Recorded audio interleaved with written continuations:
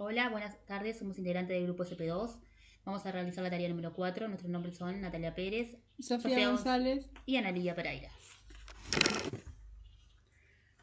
Nos vamos a... Ahora vamos a hacer una pequeña introducción del autor del libro, Adam Smith. Él mismo nació en 1913 en Polonia, cursó cursó enseñanza superior de Derecho y Economía y luego fue a París a cursar la Escuela de Ciencias Políticas y Económicas. En 1945 fue miembro elegido del Comité Central del Partido Obrero Unificado Polaco y miembro de la Academia de Ciencias de Polonia, ejerciendo la enseñanza de la filosofía en la Universidad de Łódź y después en la de Varsovia, donde asume igualmente la dirección del Instituto de Filosofía y Sociología.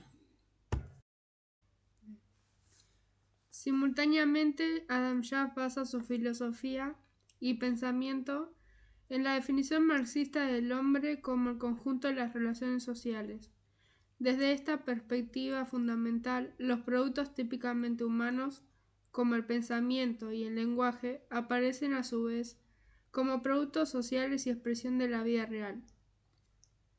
Asimismo, lo que llamamos significado surge como relación de personas que se entienden, es decir, como una relación entre hombres en la que se logra el reflejo de la realidad objetiva a través de la actividad práctica humana. Pasaremos con la pregunta 1, que de acuerdo al libro explica los tres componentes del proceso de conocimiento: sujeto cognoscente, objeto conocimiento y conocimiento como proceso cognoscitivo. Nosotras dividimos esta consigna en tres partes, en los tres conceptos.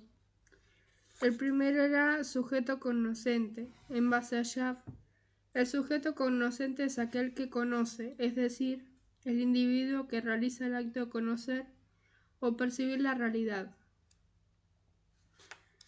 En el segundo punto nos referimos a objeto de conocimiento. Para el autor, el objeto de conocimiento es aquello que se busca conocer o comprender a través de la investigación y el estudio. Y por último pusimos conocimiento como proceso cognoscitivo. Según Schaff, el conocimiento es un proceso cognoscitivo que implica la adquisición, el procesamiento y la organización de información para construir una representación mental de la realidad. Bueno, a continuación voy a explicar la pregunta número 2, que lo que pregunta es qué tipologías elaboró Schaff para abordar el estudio de la realidad. Schaff elaboró tres tipologías o estudios o clasificaciones para abordar el estudio de la realidad: la tipología de la estructura, la tipología de las funciones y la tipología de los sistemas. La tipología de la estructura se divide en tres tipos: las estructuras orgánicas, mecánicas y las mixtas. La estructura orgánica, según este autor Schaff, son aquellas que se basan en la interacción de sus partes, en contraposición de la estructura mecánica, que se basa en la suma de partes. La estructura mecánica, desde la perspectiva de Schaff, se basa en principios de resistencia de materiales. Están diseñadas para soportar cargas y fuerzas mecánicas de manera fuerte y segura. Las estructuras mixtas son aquellas que combinan elementos de la estructura vertical y de la estructura horizontal de una organización.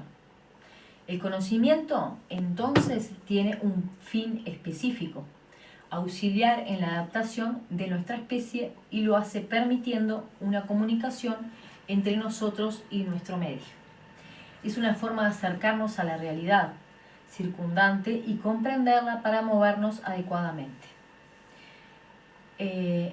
Mientras nuestro conocimiento de la realidad sea más adecuado, nuestras posibilidades de adaptación y de manejo del entorno, natural como social, entonces serán mayores.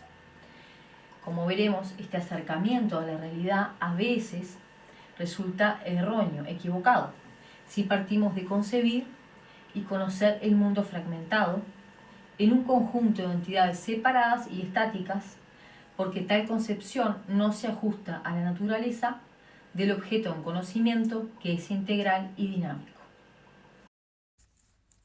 Ahora vamos a la pregunta número 3. ¿Cuál es el debate por parte del autor con respecto a la objetividad, subjetividad del conocimiento? Lo que hicimos acá fue definir cómo ve el autor la objetividad y luego la subjetividad, y ahí sacar una conclusión de cómo pensamos que el autor lleva el debate de ambas. Bueno, objetividad del conocimiento, podemos referir que Schaff plantea la objetividad del conocimiento como la capacidad de un sujeto de reconocer la realidad de manera indispensable de su creencia, deseo, intereses personales. Además, propone que la objetividad del conocimiento se logra a través de un proceso dialéctico, donde se confrontan diferentes puntos de vista para llegar a una síntesis que refleje la realidad de manera más completa y objetiva. A su vez, subjetividad del conocimiento, ahí podemos definir que mientras que la subjetividad del conocimiento, Schaff entiende la subjetividad como la capacidad del individuo para interpretar y comprender al mundo desde su propia perspectiva, influenciada por sus experiencias emocionales y valores personales.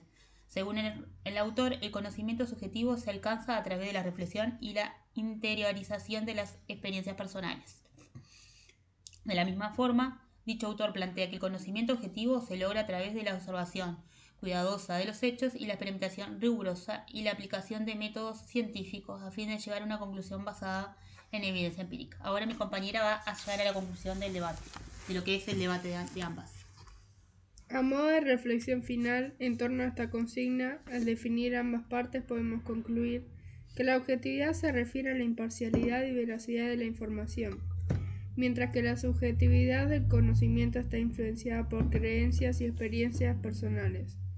Tanto esta como aquella son importantes al momento de construir el conocimiento, debido a que la objetividad busca la autenticidad de los datos, a diferencia de la subjetividad, que aporta la interpretación y el análisis personal.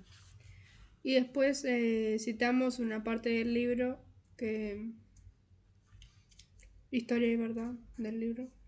Si bien la concepción materialista del mundo ayuda por una parte a los teóricos del conocimiento a captar mejor y a comprender el elemento objetivo de la relación cognoscitiva, por la otra oscurece sin impedirla en caso alguno la aprehensión del agente subjetivo, ya que acentúa precisamente el elemento objetivo. Marx no hacía más que comprobar un hecho notorio al escribir en sus tesis sobre Feuerbach, primera, que todo el materialismo pasado captaba la realidad bajo la forma de objeto, y no como actividad humana, mientras que el aspecto activo era desarrollado por el idealismo, aunque de modo imperfecto, por abstracto.